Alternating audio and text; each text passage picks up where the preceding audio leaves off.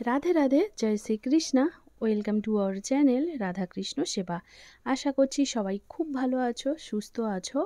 আর আজ আমি কিছু শেখাতে চলেছি, মানে 8 আর 9 ইঞ্চি রাধারানীর জন্য এক লেহেঙ্গা কাটিং আর স্টিচিং। তো আমি বানাচ্ছি এখন একটা 8 ইঞ্চি রাধারানীর জন্য লেহেঙ্গা বানানোর জন্য আমার যে কাপড়টা দরকার সেটা হচ্ছে 5 ইঞ্চি চওড়া। আর যদি কেউ চায় 9 ইঞ্চি রাধারানীর জন্য, এটা কিন্তু 5.5ও রাখতে পারে। আর এখানে আমি কাপড়টা 5 ইঞ্চি চওড়া করে কাটছি, আর কাপড়টার লম্বা চাই 28 ইঞ্চি। তো 28 ইঞ্চি কাপড়ের আমি একটু বাড়তি রেখেছি, কারণ কাপড়ের সঙ্গে কিন্তু সুতির কাপড় অ্যাড করতে হবে। কারণ এই ধরনের কাপড়গুলো যেহেতু একটু জড়ি দিয়ে কাজ থাকে, তাই কাপড়ের উল্টো সাইডে যে জরির কণা কণা থাকে আর সেগুলো ঠাকুরের গেঁথে যাওয়ার একটা চান্স থাকে। তো সে তেমন কোনো রকম কষ্ট যাতে না হয় তার জন্য কাপড় অ্যাড করা। আর এখানে দেখছো 15 ইঞ্চির একটু বেশি রয়েছে কাপড়টা লম্বায়। তো এটা যেহেতু ফোল্ড করা আছে, তার মানে এটা 31 ইঞ্চি হয়ে যাবে কাপড়টা। তো আমি এখানে আর বাকি কাপড়টা কাটবো না, এর সঙ্গেই রেখে দেবো। যে এক্সট্রা 28 ইঞ্চির পরে থেকে যে 3 ইঞ্চিটা আমি আর না কেটে এর সঙ্গেই সেলাই করে নেব। তাহলে কাপড়ের কুচিটাও কিন্তু একটু ঘন হবে। আর এই দেখছো কোমর পটির জন্য আমি যে কাপড়টা নিয়েছি সেটা 1.5 ইঞ্চি চওড়া আর 7.5 ইঞ্চি লম্বা নিয়েছি। তো যতটা প্রয়োজন আমি রাখবো, বাড়তিটা কিন্তু আমি কেটে দেব। তো চওড়ায় 1.5 ইঞ্চি হলে যথেষ্ট। এখন আমি কাপড়টা সেলাই করা শুরু করছি। আর আমাকে কন্টিনিউ আমার অনুরোধ আসতো যে ড্রেস বানানোর ভিডিও শেয়ার করার জন্য, বাট সেটা সম্ভব হয়ে উঠছে না। এটাও কিন্তু অর্ডারেই বানানো পোশাক, আর এটা আমি কিভাবে বানাই এই ছোট্ট ছোট্ট পোশাকগুলো, তো সেটাই দেখানো। আর বন্ধুরা দেখো, কাপড়ের যে সাইডটা সোজা থাকবে সেটা আমি ভিতরে রাখবো, আর উল্টো সাইড থেকেই আমি এর সেলাইটা দিয়ে দেব। যারা যারা বানাতে ইচ্ছুক পোশাকগুলো, তারা তো ভিডিও দেখে তারা শিখে ফেলতে পারবে। বাট যারা যারা চাও যে আমার কাছে পোশাক বানাবে, তাহলে অবশ্যই ডেসক্রিপশান বক্সে হোয়াটসঅ্যাপে নম্বর দেয়া রয়েছে, তোমরা ওই নাম্বারে কিন্তু আমার সঙ্গে কন্ট্যাক্ট করতে পারো। আর আমার একটা সাইডটা সেলাই হয়ে গেছে। তবে তোমরা যদি মনোযোগ দিয়ে এই ভিডিওটা দেখো, তোমরা কিন্তু বুঝতে পারবে যে কিভাবে রাধারানীর ড্রেস বানাই আর বানানো হয়। খুব সহজ সরল পদ্ধতিতে কিন্তু এই ড্রেসগুলো বানানো। আর তাছাড়া যদি কেউ চাও আমার কাছে বানাতে, তো অবশ্যই ওই নাম্বারে তোমরা কিন্তু হোয়াটসঅ্যাপে মেসেজ করতে পারো। এবারে দেখো কাপড়টা আমি সোজা করে নিলাম, আর সোজা করে নেওয়ার সময় এবারে এর ওপর থেকে আমি সেলাইটা দেব। তো সেলাইটা দেওয়ার আগে আমি চাই যে এই ধরনের একটা বর্ডার লাগাতে।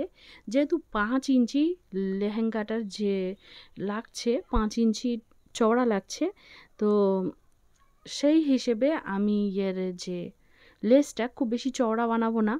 তো এখানে দেখছো এই লেসটা দিয়ে আমি সেলাইটা করে নেব। অবশ্যই সেলাই করার শুরুতে কিন্তু একটু লক করে নেওয়াটাই বেটার। আর বন্ধুরা, যখন ছোট্ট ছোট্ট পোশাক সেলাই করা হয় সেক্ষেত্রে না, মানে যেটা পায়ে চালানো যে মেশিনগুলো, এগুলো খুব মানে হেল্পফুল হয়। কারণ মোটর লাগিয়ে যে মেশিনগুলো, সেলাই মেশিন, সেগুলো চালাতে অনেকটা স্পিডে কাজগুলো হয়। তো বড় পোশাকের ক্ষেত্রে খুব সহজে হয়ে যায়, বাট আমারটা কিন্তু মোটর লাগানো মেশিন নয়। তো আমাকে হাত আর পাই কাজে লাগাতে হয়, তো খুব সুবিধা হয় ছোট ছোট পোশাকগুলো বানানোর ক্ষেত্রে।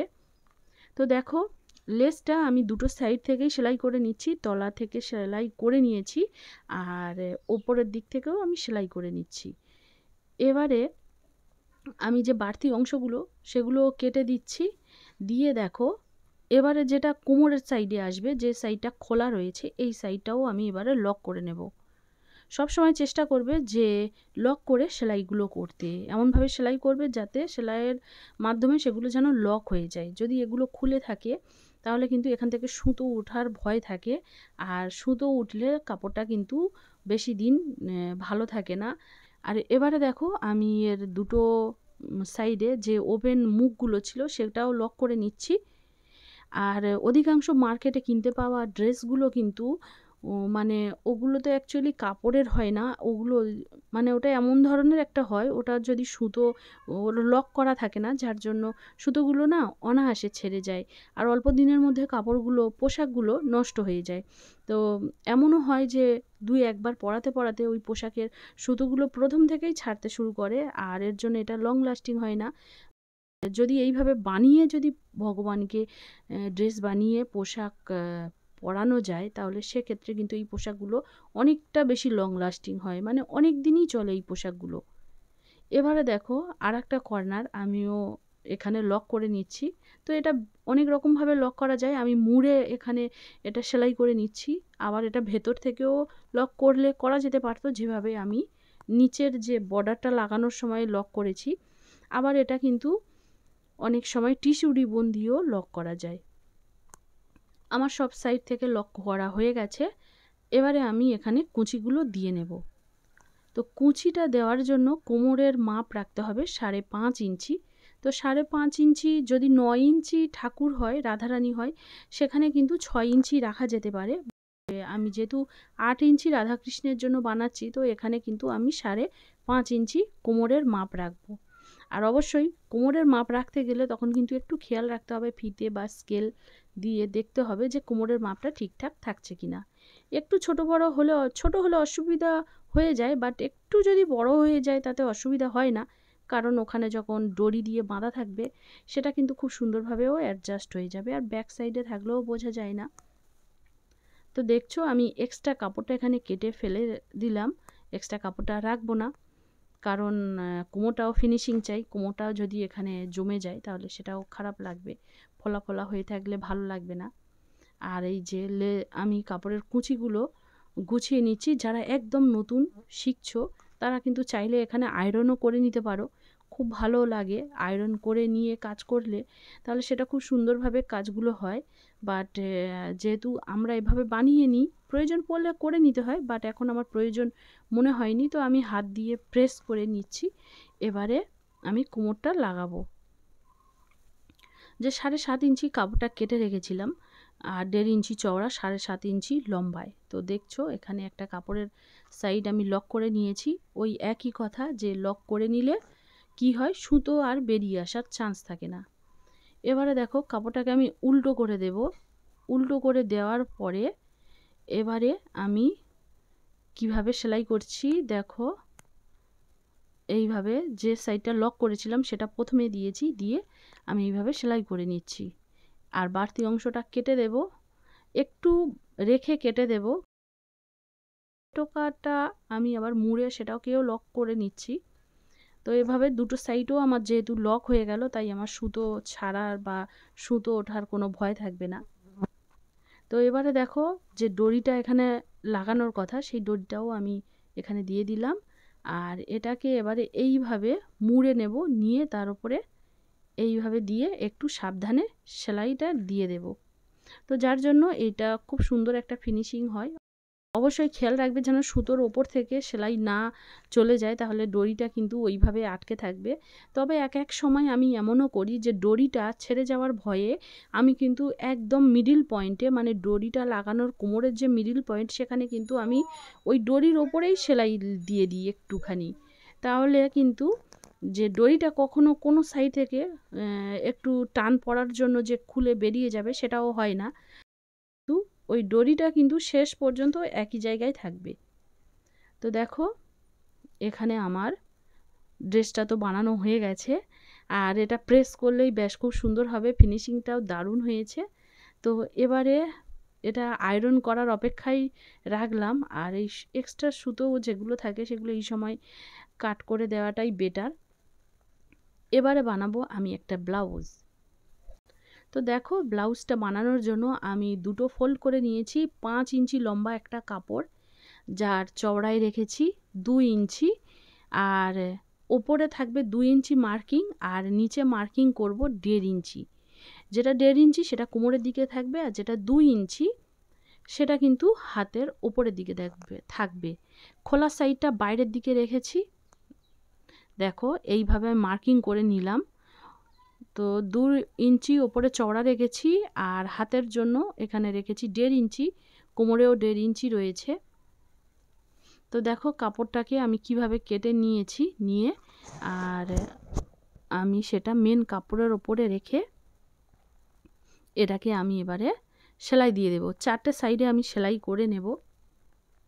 আর যেহেতু এটা খুব ছোট্ট ঠাকুরের জন্য হচ্ছে, আগে হয়তো আমি এই পোশাকটা বানানোর জন্য আমি কিন্তু এখানে কোনো রকমের ওপেন চলি রেখেছিলাম, বাট দ্বিতীয়বার এই পোশাকটা যার জন্য এই পোশাকটা বানাচ্ছি, এটা দ্বিতীয়বারই পোশাক বানাচ্ছি। আর দিল্লি মানে আমার সব থেকে বেশি কাস্টমার ইউপি আর দিল্লিতে থেকেই তারা পোশাকগুলো বানায়। আর যাদের পোশাকগুলো বানিয়ে দিই, মানে একবার না বারবার তারা আমার থেকে পোশাকগুলো বানায়। তো একবার অন্তত একটা পোশাক বানিয়ে দেখো, ভালো লাগলে নিশ্চয়ই আবার আর তখন ভাববে যে পোশাক বানাতে দেবে কি না। তো একবার অন্তত দেখো যে পোশাকগুলো কেমন হয়। তো দেখো আমি এখানে এক্সট্রা কাপড়গুলো কেটে দিচ্ছি। আর এই যে মার্কিং রেখেছি, এটা কিন্তু ব্যাক সাইডে, যেটা পিঠে পড়বে, পিঠের দিকে। তো এখান থেকে মার্কিং করে নিচ্ছি পিছন থেকে, আর গলার দিকটা আমি মার্কিং করে নিচ্ছি যে কোন অংশটা আমি সেলাই করব আর কোন অংশটা আমি কেটে বাদ দিয়ে দেব। যে অংশটা আমি মার্কিং করেছি সেটাকে বাঁচিয়ে আমি এইভাবে সেলাইটা করে নিচ্ছি। যার যার বুঝতে অসুবিধা হবে একটু ব্যাকে যেও, ব্যাকে গিয়ে দেখো, তাদের কোনো রকম অসুবিধা হবে না। আর এই ধরনের পোশাক বানানোর জন্য বহুদিন ধরে কন্টিনিউ রিকোয়েস্ট আসতো। তো আমি চেষ্টা করব এক এক করে তাদের সম্পূর্ণ এইভাবে পোশাকগুলো দেখানোর, যে আমি কিভাবে পোশাকগুলো বানাই। তবে অবশ্যই হ্যাঁ, ভিডিওগুলোর নিচে তোমরা কমেন্ট বক্সে কিন্তু তোমরা জানিও যে তোমাদের কেমন ধরনের ভিডিও দেখতে তোমরা চাও আর কেমন ধরনের ভিডিও বানালে তোমাদের ভালো লাগবে। কমেন্ট বক্সে অবশ্যই কিন্তু জানাতে হবে। তো দেখো এখানে এক্সট্রা কাপড়টা আমি কেটে দিয়েছি, আর যে বাড়তি কাপড়টা আমি এইভাবে ছোট ছোটোভাবে কেটে দিচ্ছি। আর এর জন্য এরকম ছোট্ট কাঁচি রাখবে, যেটা খুব কাজের হয়। আর দেখো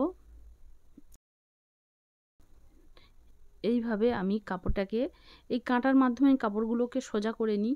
আমার খুব সুবিধা হয়, যার জন্য ক্রুশের দিয়ে আমি কাপড়গুলো সোজা করে নিই। আর আয়রন করে নিয়েছি। যখন ছোট ছোট জিনিস সেলাই করবে তখন চেষ্টা করবে একটু ঘন ঘন আয়রনটা করে নিতে, যার জন্য ওটা খুব সুন্দরভাবে কাজ করা যায়। এবারে এটাকে আমি এইভাবে ভাঁজ করে নেব। আর যেহেতু এটা খুব ছোট্ট ঠাকুরের জন্য বানাচ্ছি, তো তাই আমি হাতের দিকে বাড়তি অংশটা না রেখে, এত ছোট ঠাকুরের জন্য বানাতে গেলে তো অনেক সময়ই মানে ওপেন চলি রাখে, বাট আমি যেহেতু ব্লাউজ বানাচ্ছি তো সেদিকে খেয়াল রাখতে হবে। হাতের যে অংশটা আমি এখানে 1.5 ইঞ্চির মতন ছেড়ে দেব। ওপর থেকে আমি 1.5 ইঞ্চির মতন প্রায় ছেড়ে দেব। দিয়ে দেখো এই যে 1.5 ইঞ্চি মার্কিং করলাম, এটা হাত থাকবে হাতের দিকে, আর নিচেও থাকবে 1.5 ইঞ্চি। তো দেখো কিভাবে সেলাই করছি, 1.5 ইঞ্চি মার্কিং করে বাকি অংশটা আমি এইভাবে সেলাই করে দেব। সেলাই করা হয়ে গেছে ঠিক যেভাবে। এবারে আমি এই বাড়তি অংশটা একটু কেটে দিলাম। এবারে আমি অন্য সাইডেরও একই রকমভাবে হাতের দিকে 1.5 ইঞ্চি ছেড়ে বাকি অংশটা আমি সেলাই করে দেব।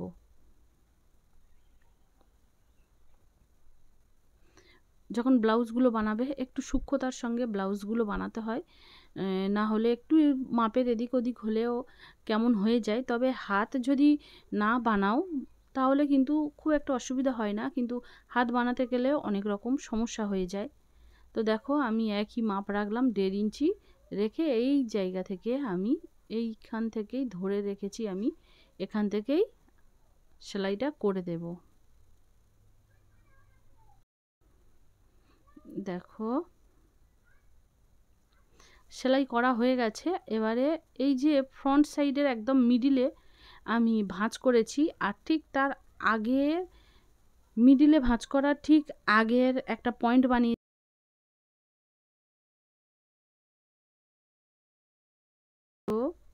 এইখানটায় আমি দুটো সেলাই দিয়ে নেব একই রকমভাবে। ঠিক মিডিলটাকে বের করে নেওয়ার পরে তার 1/2 ইঞ্চি আগে আর 1/2 ইঞ্চি ওপরে, 1/2 ইঞ্চি আগে আর 1/2 ইঞ্চি ওপরে এইভাবে দেখো ফোল্ড করে নিয়ে আমি এই সেলাইটা করে নিয়েছি এখানে। তো হয়ে গেল ব্লাউজ তৈরি। তো বন্ধুরা, পোশাকটা তোমাদের কেমন লেগেছে অবশ্যই জানিও। আর তোমাদের কেমন ভিডিও তোমরা দেখতে চাও তাও কমেন্ট বক্সে জানাতে একদম ভুলো না। আর যদি ভালো লাগে তাহলে লাইক শেয়ার কমেন্ট করতে একদমই ভুলো না। আবার আসবো পরের কোনো এক নতুন ভিডিও নিয়ে। সবাই খুব ভালো থেকো, সুস্থ থেকো। রাধে রাধে।